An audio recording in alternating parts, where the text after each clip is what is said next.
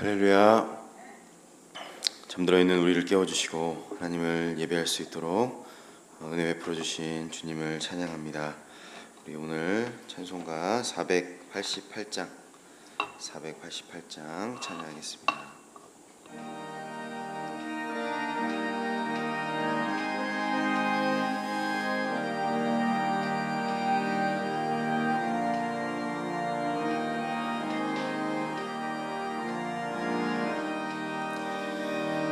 이 몸의 소망 무언가 우리 주 예수뿐일세. 우리 주 예수밖에는 믿음이 아주 없도다.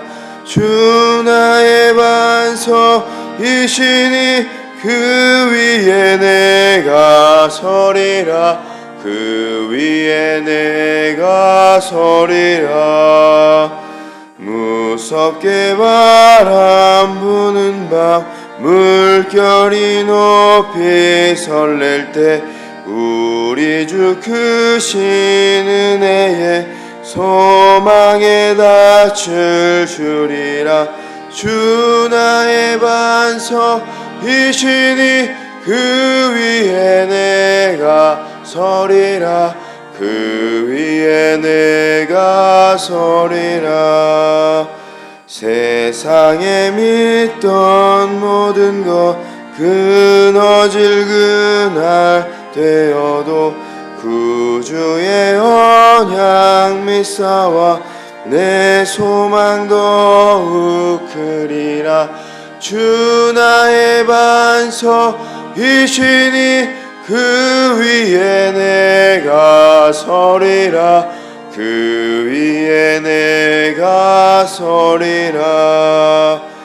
바라던 천국 올라가 하나님 앞에 외울 때 구주의 의를 힘입어 너여시 바로 서리라. 주 나의 반석이시니 그 위에 내가 서리라. 그 위에 내가 서리라. 아멘. 오늘 우리에게 주시는 하나님 말씀은 예레미야서 36장 27절과 28절 말씀입니다. 예레미야서 36장 27절과 28절 말씀 한 목소리로 합독해서 읽겠습니다. 시작. 왕이 두루마리와 바룩이 예레미야의 입을 통해 기록한 말씀을 불살른 후에 여호와의 말씀이 예레미야에게 임하니라. 이르시되 너는 다시 다른 두루마리를 가지고 유다의 여호야김 왕이 불살은 첫 두루마리의 모든 말을 기록하고. 아멘. 네, 인간의 칼 하나님의 붓, 인간의 칼 하나님의 붓이란 제목으로 하나님 말씀 전하도록 하겠습니다. 어제 우리가 나눴던 말씀처럼 우리의 감정과 마음은 참 자주 변합니다. 어제는 기도가 뜨거웠을지라도 오늘은 차가워지는 것이 우리의 어떤 마음이죠. 어제는 믿음으로 다 이길 것 같았는데 오늘은 금세 작은 문제 앞에서도 맥없이 무너져 내릴 것 같습니다.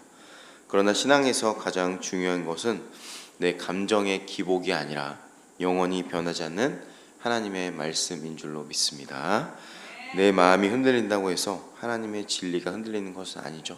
그래서 오늘도 하나님의 말씀, 그 진리 앞에 서서 우리의 이성으로, 감정이 아니라 이성으로 말씀 앞에 서서 흔들리지 않는 하나님 앞에 살아가는 저와 여러분들에게 축복합니다.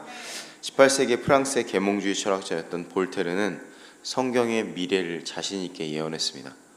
앞으로 100년이 지나면 이 성경은 절대로 이 땅에서 존재할 수 없을 것이다. 그리고 더 이상 사람들이 읽지 않을 것이다 라고 이야기하였습니다. 그는 인간의 지성과 이성으로 하나님의 말씀을 밀어낼 수 있을 거라고 생각했던 것 같습니다. 그런데 역사는 어떻게 됐죠? 볼테르는 이 땅에서 사라졌지만 성경은 사라지지 않았습니다. 사람은 말씀을 없애려고 했지만 하나님의 말씀은 오늘 우리 가운데 이렇게 살아 역사하고 있습니다. 오늘 본문에는 볼테르보다 훨씬 먼저 하나님의 말씀을 없애려고 했던 사람이 등장합니다. 바로 유다의 왕 여호야김이라는 사람입니다. 겨울날 유다 왕 여호야김은 따뜻한 겨울 왕궁에 앉아서 화롯불을 쬐고 있습니다. 상상해 보십시오. 그의 앞에는 하나님의 말씀이 적힌 그 당시에는 두루마리가 펼쳐져 있었습니다.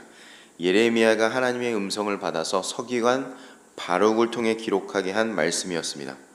옆에 있었던 신하 여후디가 읽어 내려갑니다. 몇 줄 읽으면 왕이 손에 서기관의 작은 칼을 가지고 있다가 잘라냅니다. 베어버립니다. 그리고 화롯불 속에 그 두루마리를 던져버립니다. 읽으면 베어내서 태우고 읽으면 베어내서 태우고 마침내 하나님의 말씀이 적힌 두루마리 전체가 다 태워졌을 때 왕은 생각했을 겁니다. 이제 끝났다. 더 이상 나를 그 누구도 붙들 수 없다. 그런데 성경은 바로 그 불타버린 잿더미 위에서 한 문장을 기록하는데 오늘 본문이죠. 27절 말씀 다시 한번 읽어보겠습니다. 시작. 왕이 두루마리와 바룩이 예레미야의 입을 통해 기록한 말씀을 불사른 후에 여호와의 말씀이 예레미야에게 임하니라. 이르시되, 불사른 후에라는 단어 주목하겠습니다. 사람이 끝냈다고 생각한 바로 그 순간 하나님께서 다시 말씀하시죠.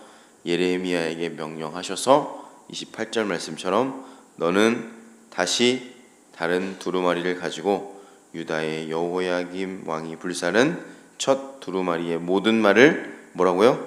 기록하고. 사람의 손에는 말씀을 찢는 칼이 있었지만 하나님의 손에는 다시 역사를 써내려가는 하나님의 붓이 들려져 있었습니다.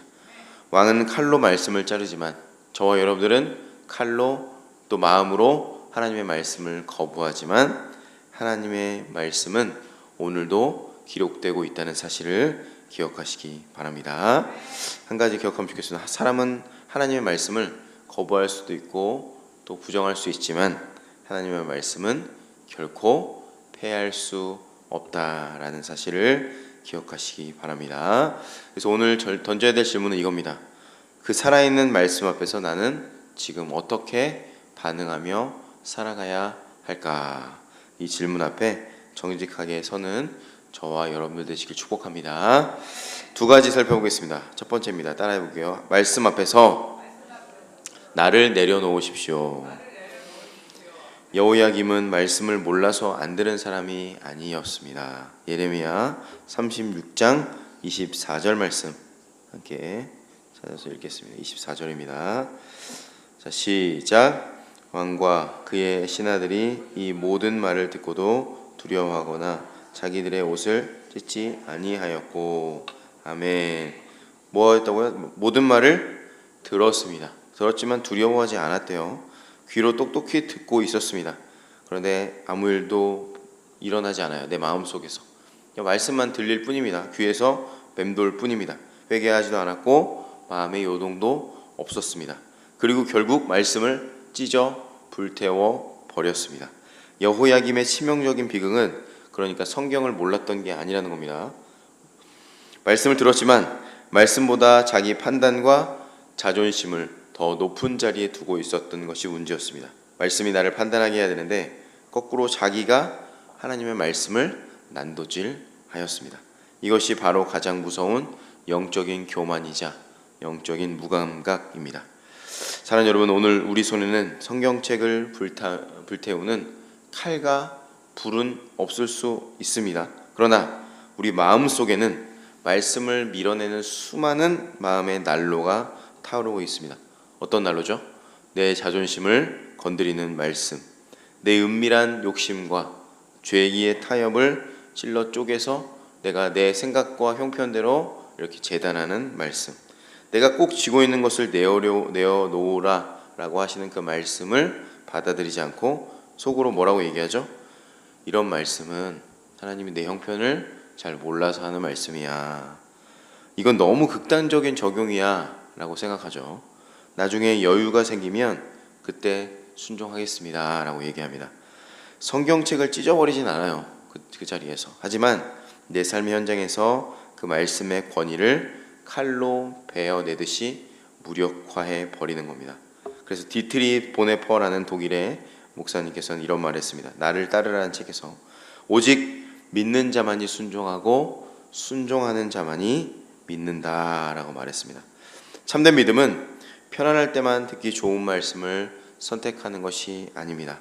말씀이 내 삶의 주권을 요구할 때 모든 것, 내 자존심, 고집을 내려놓고 하나님 앞에 서는 것이 내가 취해야 될 자세인 줄로 믿습니다.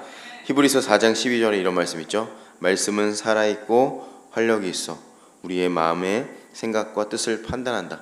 우리의 영과 혼과 심령과 골수를 찔러 쪼갠다 라고 말씀하십니다.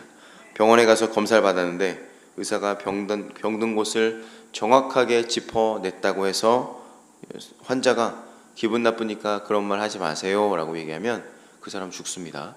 그것을 듣고 순종해서 진단서를 찢어버리는 게 아니라 그 의사의 말을 잘 듣고 순종하는 것이 우리의 자세가 되어야 되겠죠. 하나님의 말씀도 마찬가지로 우리의 마음과 생각과 심령과 골수를 하나님의 말씀 앞에 다 드러낼 때 주님께서 우리의 영혼을 치료하시고 우리를 회복하게 하시고 죄에서 자유케 하실 줄로 믿습니다. 말씀을 그러니까 내가 칼로 자르려고 하면 안 되고 반대로 돼야 됩니다. 말씀이 나의 모난 자아를, 병든 자아를 다 드러내고 다 도려내고 하나님께서 나를 회복하게 하실 주님을 기대하시기 바랍니다. 주님, 제가 보지 못했던 죄를 보여주시니 감사합니다. 제가 놓아야 되는 것을 깨닫게 하시고 또 내 모든 자아를 주님의 십자가의 보혈로 다 죽여주시고 다른 말로 깎아주시고 주님의 능력으로 복음으로 살아가게 하여 주시옵소서. 이렇게 살아가는 저와 여러분들 되시기 축복합니다. 자, 두 번째입니다. 따라해 볼게요. 인간의 칼보다 하나님의 붓이 강합니다. 여호야김은 두루마리를 모두 태우고 나서 상황을 통제했다고 믿었습니다. 그러나 36장 32절 말씀 보겠습니다. 32절 시작.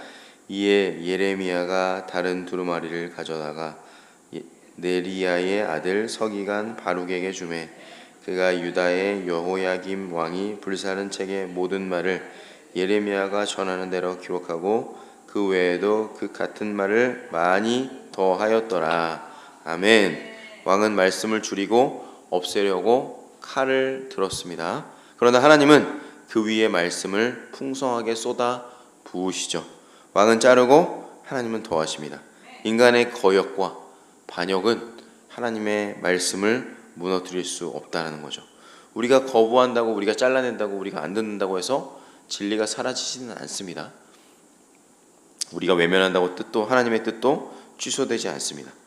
여기서 이제 37장으로 넘어가면 또 다른 왕이 등장하죠. 소제목 한번 볼까요? 느부갓네살이 시드기야를 유다 왕으로 삼다라고 보이시죠? 예, 이제 여기처럼 시드기야라는 사람이 등장해요. 이 시드기야는 여호야김처럼 대놓고 말씀을 불태우는 사람은 아니었습니다. 오히려 사람들의 눈을 피해서 감옥에 gat힌 예레미야를 불러드립니다. 그리고 여호와께로부터 받는 말씀이 뭐냐라고 묻죠. 17절 말씀 한번 찾아볼까요? 37장 17절 말씀. 자, 읽겠습니다. 시작. 시드기야 왕이 사람을 보내어 그를 이끌어내고 왕궁에서 그에게 비밀이 물어 이르되 여호와께로부터 받은 말씀이 있느냐? 예레미야가 대답하되 있나이다. 또 이르되 왕이 바벨론의 왕의 손에 넘겨지리이다. 아멘. 말씀을 궁금해하는 질문 자체는 너무 좋죠. 하나님의 뜻을 묻습니다. 그런데 예레미야가 대답하죠. 있나이다. 어떤 게 있다고 말씀하시죠? 왕이 바벨론 왕에 넘겨지겠습니다 라는 말씀을 전합니다. 시드기야가 듣고 싶었던 말이었을까요? 아니죠. 우리가 평안하길 너희는 평안할 것이다. 너희 나라는 좋아질 거다 라고 하는 게 아니라 이제 포로로 끌려갈 거야 라는 말씀을 했습니다. 그에게 필요했던 것은 자신이 듣고 싶은 위로가 아니라 이 말씀을 통해서 우리에게 하시는 말씀은 하나님의 진실한 말씀이었다라는 겁니다. 시드기야의 모습이 바로 우리의 모습일 수 있습니다. 여러분, 우리가 마음속에 시드기야의 모습, 성경을 사랑한다고 말하고 설교를 매주 듣고 큐티를 하고 만나 말씀을 하잖아요.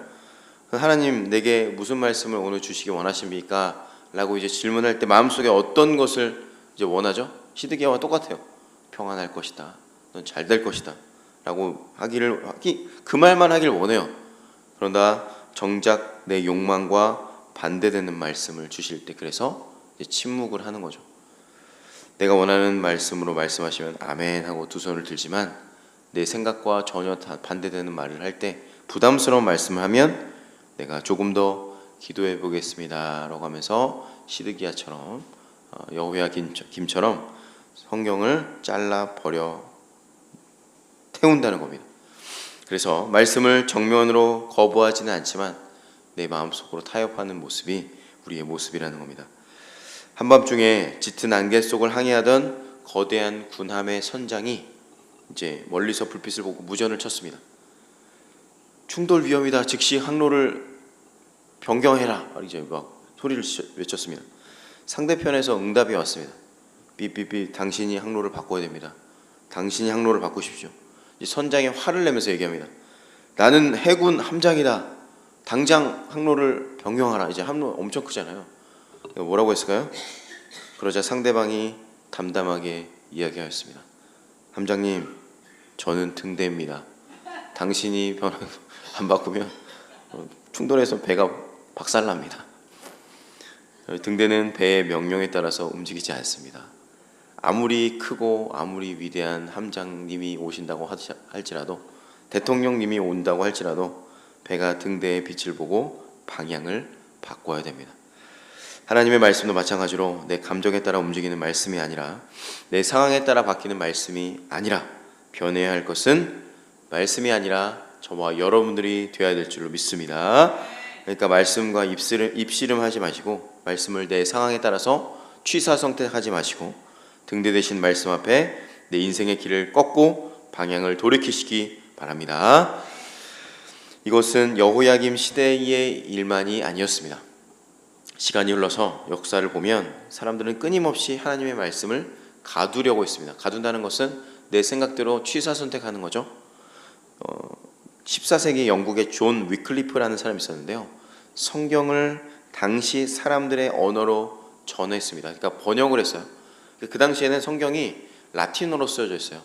쉽게 말하면 우리가 이제 한국말로 읽을 수 있잖아요, 지금은. 근데 그 당시에는 아무도 못 알아듣는 말로 써놨어요. 근데 그걸 번역하지 못하겠습니다.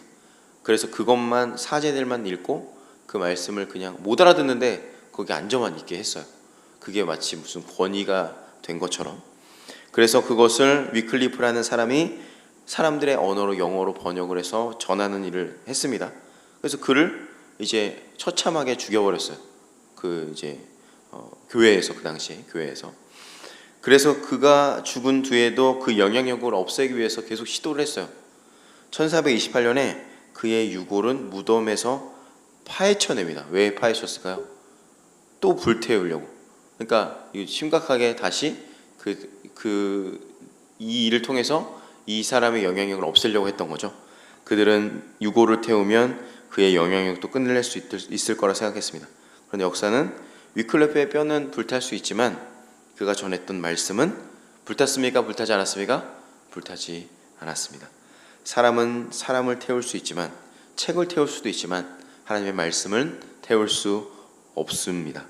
하나님께서 우리에게 주시는 말씀, 여호야김의 화로도 말씀을 끝낼 수 없었고, 역사의 화형 때도 위클리프의 삶도 그의 삶은 그렇게 불타 없어졌지만 그가 전했던 하나님의 말씀은 오히려 더 능력으로 살아 역사하고 있습니다.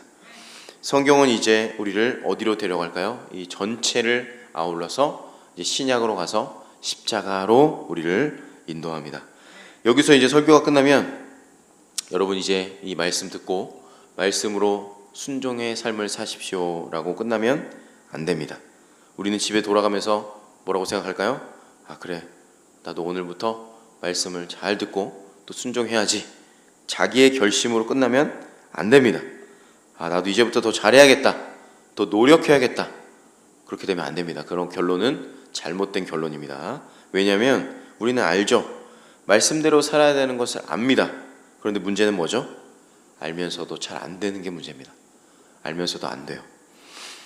우리는 결심하지만 넘어져요. 은혜를 구하지만 타협합니다. 그래서 우리에게 필요한 것은 내가 더 잘 살고 열심히 살고 내가 더 탁월한 삶이 되는 것이 아니라 우리를 구원하시는 하나님의 사랑과 그리스도의 십자가입니다. 그러니까 내가 아니라 나를 구원하시는 유일하신 구원자 예수님이 필요하다라는 겁니다. 역사를 보십시오. 여호야김이 서기관의 칼로 말씀의 두루마리를 찢었던 것처럼 2000년 전 인간의 완악함은 마침내 누구를 찢죠? 예수 그리스도를 찢어버립니다. 그분의 몸을, 그분의 말씀을 찢으려고 칼과 채찍을 휘둘렀습니다.